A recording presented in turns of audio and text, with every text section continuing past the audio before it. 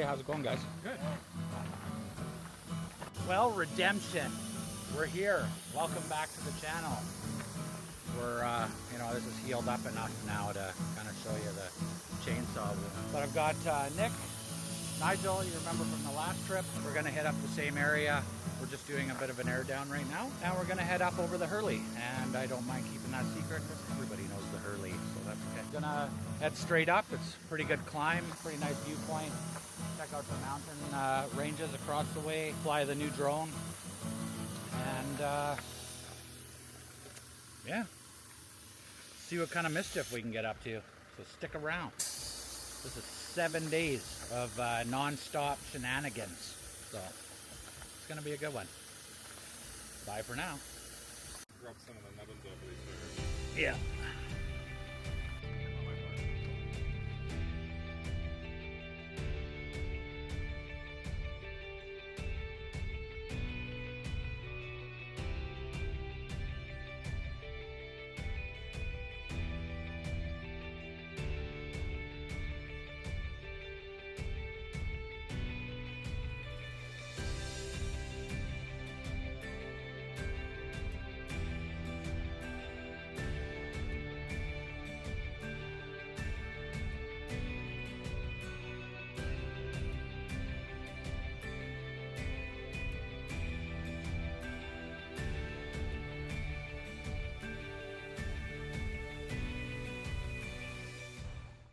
One of my absolute must-have stops was popping into the small town of Bralorne.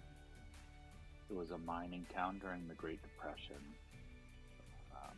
when they opened the Bralorne Pioneer Mine.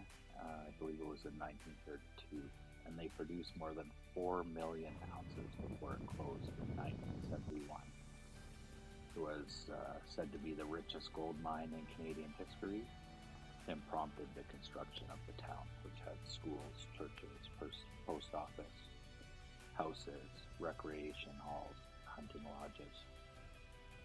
I believe they abandoned the mine for quite a few years, but it reopened sometime around 2010-2011 due to high gold prices, and is producing gold once again, as we could see when we drove into town. It was quite active.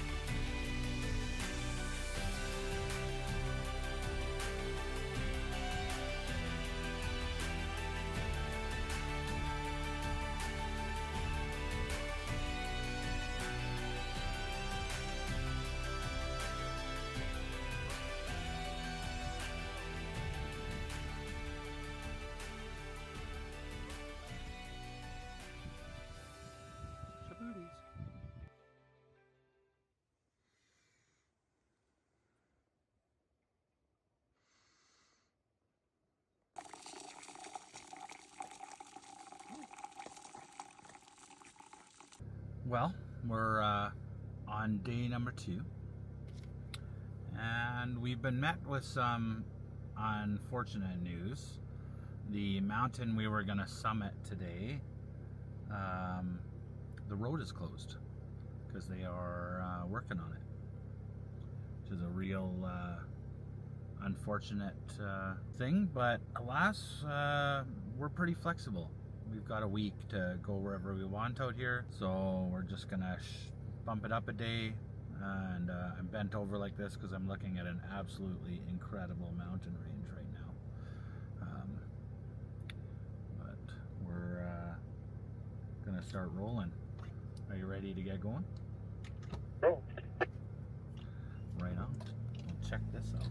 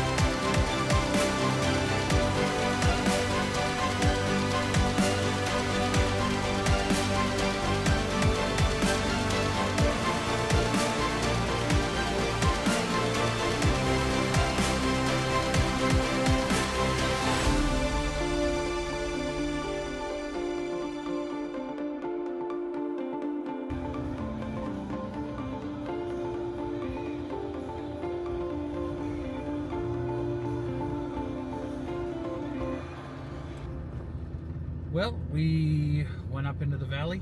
Sure was really nice. It was pretty socked in when we came through a couple weeks ago, so we really got to see the mountain ranges and meadows a lot better when it while it wasn't pouring down rain.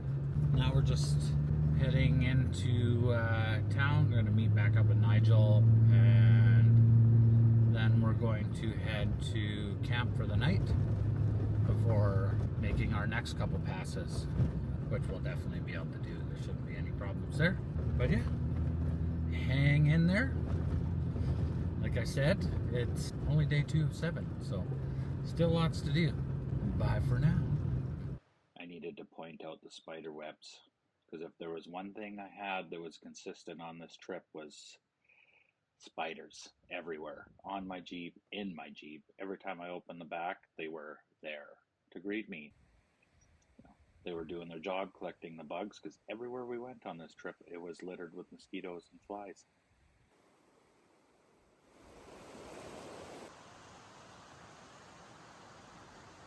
Well, good morning. We're on day number 3, I guess. Day number 3. Parked ourselves in a little wreck site for the night. We got a big day of driving through some pretty mosquito-infested bogs and whatnot, but pretty cool territory. We'll see a lot of changes in the environment. Taking a minute sitting by the river here, just giving myself a little refresh, having a great coffee. The Joule French press that I got from Stoke Voltaics is unreal. Like it's comparable, but you don't have to to gas, but you don't have to bring any gas. It's just one unit. If you have the power to run something like that, I completely suggest it. I've been running the Nomad kit from them, and it's going to be a permanent fixture when I'm out, just because of its simplicity, and I don't have to carry any fuel. It's great. So I'm always forgetting. I'm sure some of you can align on that. Sorry, these flies are absolutely atrocious here. But yeah, guys are just packing up, and we're gonna get underway here. Got some lakes to go through, some pretty cool meadows. Oh yes, change in terrain was the word I was looking for. So there will be a lot of changes in terrain as we go from the wooded area to more of a alpine, and then I think we'll probably end up hitting more of a sandy, dry, deserty area, much like Kamloops. But yeah, thanks for sticking along so far. It's been quite the journey. Had lots of changes from our original plan.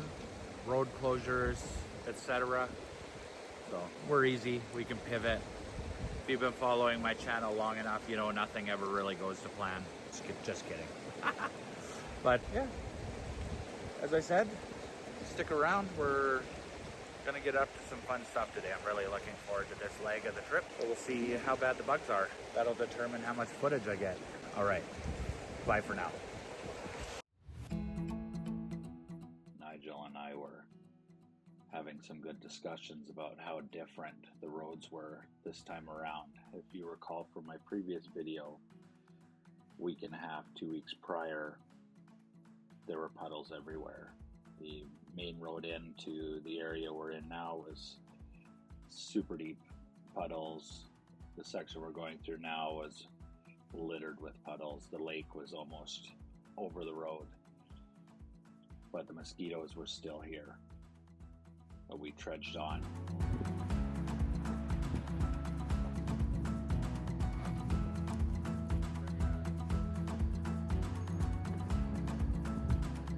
Driver, yeah.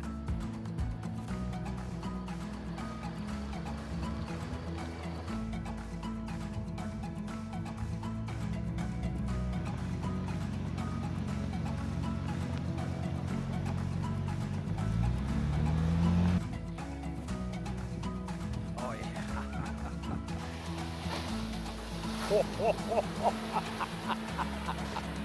Oh, oh. Kind of weird seeing your own driving. Yeah! Bend it! Alright, this sure drives different.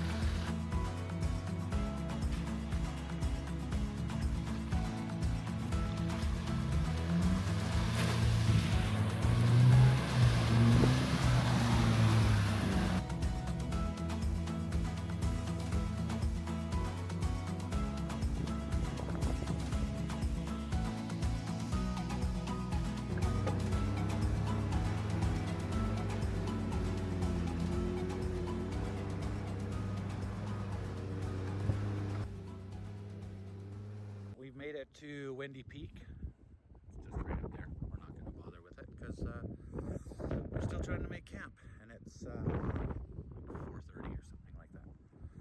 But lives up to its name. We're trying to beat the weather.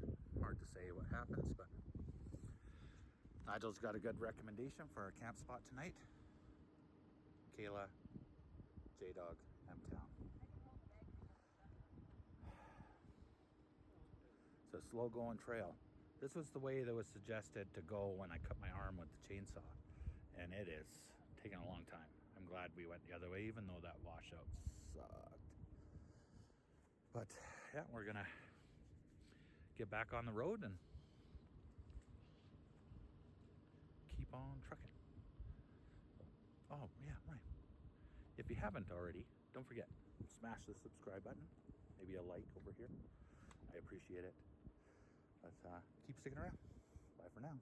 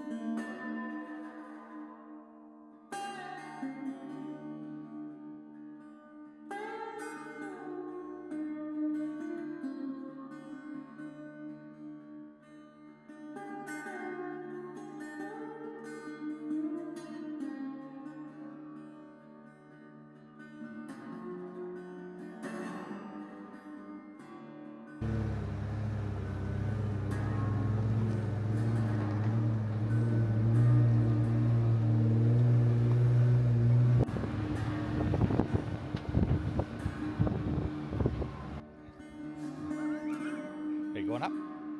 No, I wouldn't either. I don't blame you.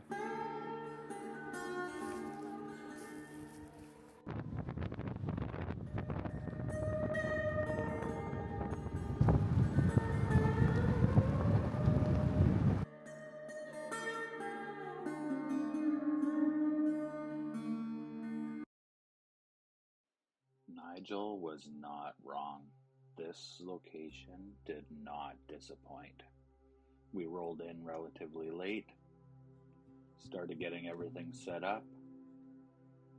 The clouds went away. The sun was up just long enough for us to catch some unreal scenery. We probably had 5 to 6 different awe moments as the sky changed to multiple colors.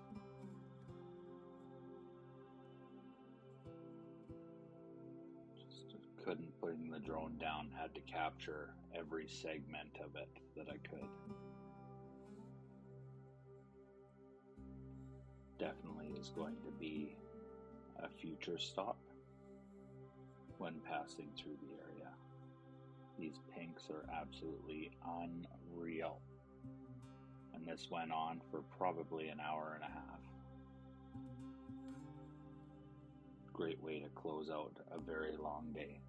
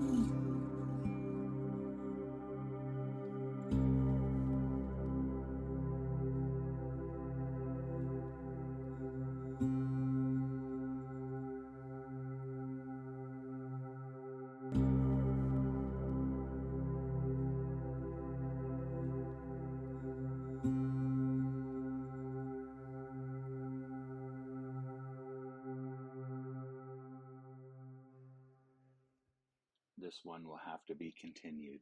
Keep an eye out for the next installment of the next leg of the journey. Thanks for tuning in to Destination to Nowhere.